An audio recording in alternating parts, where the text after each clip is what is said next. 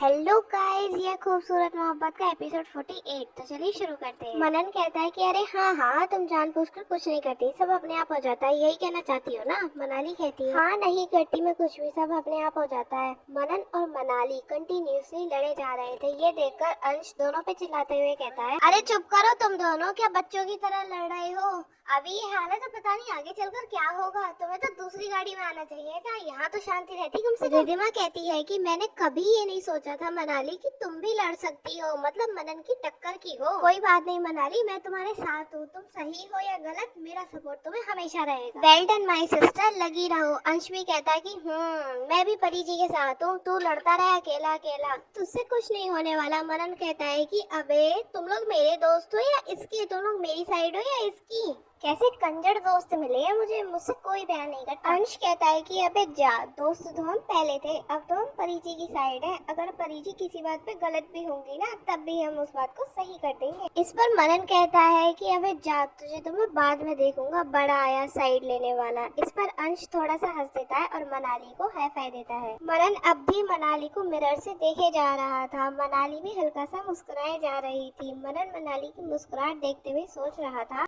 मुस्कुरा लो, जितना मुस्कुराना है एक बार पहुंचने तो दो, फिर तुम्हें बताता हूँ कि मुस्कुराना किसे कहते हैं। तैयार हो जाना मेरी चेरी, मेरी हरकतें झेलने के लिए, बहुत मजा आने वाला है। इतना सोचते सोचते वो हल्का सा मुस्कुरा दिया और मनाली को देखने लगा। मनाली ने मनन का गुस्सा पल भर में मुस्कुराहट में बदलता देखा तो वो सोच में पड़ गई कि अब मनन के दिमाग में कौन सी खुराफात चल रही है।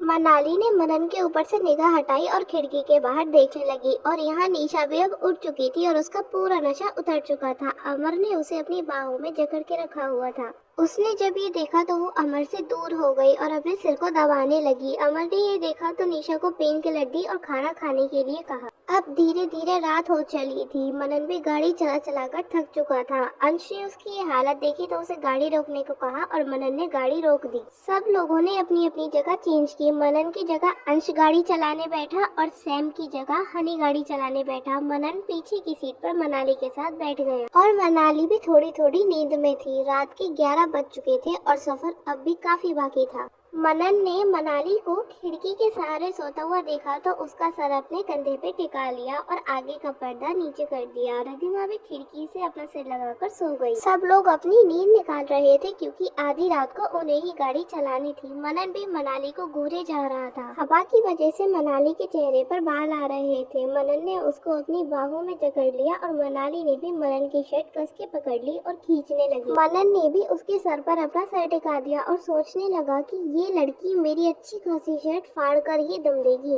इसके बाद उसने मनाली का माथा चूमा और पीछे से एक शॉल निकालकर मनाली को उड़ा दी और फिर वो मनाली का सर सहलाने लगा। मनन अब आंखें बंद कर मनाली के बारे में सोच रहा था और उसे अपनी बाहों में महसूस कर रहा था। दिन भर के झगड़े के बाद उसे अब ये पल महसूस हुआ। उसने अपनी आंखें खोली और मनाली को देखकर सोचने लगा कि पहले जब तुम्हें देखता था तो लगता था कि तुम बहुत शांत हो, पर अब लगता है कि तुम तो आफत की पुड़िया हो। मतलब हर वक्त झगड़े का मूड होता है। मैं सोचता था कि मैं कितना लकी हूँ कि मुझे तुम जैसी शांत, प्यारी, इनोसेंट लड़की मिली है, पर इस सोच को तुमने गलत कर दिया। मुझे तो पूरी की पूरी नकचड़ी लड़की मिली है, वो भी तुम्हारे जैसी। अब तो भगवान ही जाने कि मेरा क्या होगा। कुछ भी हो, पर मैं बस तुम्हें ही चाहता हूँ क्योंकि तुम जैसी भी हो मेरी हो, क्योंकि तुम यूनिक हो, और वो भी सिर्फ मेरे लिए। इतना सोचते सोचते मनन के हाथ उसके गालों पर चले गए और उसने उसके गाल हल्के से खींचे और मनन हल्का सा मुस्कुराते हुए मन में बोला कि तुम्हारे गाल इतने प्यारे हैं कि मन करता है इन्हें दिन भर खींचूं, पर तुम मुझसे गुस्सा हो जाती हो, जैसे आज हो गई। इसलिए डर लगता रहता है कि कहीं गाल खींचने के चक्कर में तुम कहीं मेरे गालों पर ही निशाना न छोड़ दो। पर क्या करूँ, इन्हें खींचने का मन करता रहता है, पता नहीं क्यों। इतना सोचते ही सोचते वो फिर से मनाली के गाल खींचने लगा। मनाली को नींद में महसूस हो रहा था तो उसने अपने गालों से मनन का हाथ झटका और अपने गालों पर अपना हाथ रख लिया। मनन को उसकी ये हरकत देखकर हंसी छूट गई। उसने मनाली को और परेशान करना चाहा। उसने मनाली का हाथ हटाया और सीने से लगाया और फिर उसके गालों पर उंगलियां फेरने लगा। मनाली ने फिर से उसकी शर्ट पकड़ ली और खींचने लगी। मनन ने अब अपनी हरकतें बंद कर दी और मनाली का हाथ अपनी शर्ट से छुड़ा लिया और फिर वो मनाली के हाथ को सहलाने लगा।